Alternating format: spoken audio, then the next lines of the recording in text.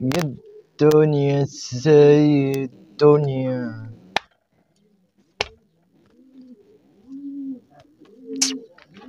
واحد بقى يروح جيم، هنعمل ايه؟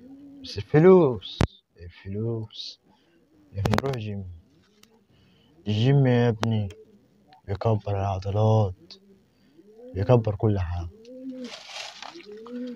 بيخليك كبير، عض عضلات وكل حاجة. الجيم ده بيدي قوة وثقة في النفس، ثقة في الله نجاح، وثقة في الله قوة، وثقة في الله عضلات، وثقة في الله جيم. ونروح جيم بكرة، هنروح وأجرب. بس أروح جيم عايزة فلوس صحيح.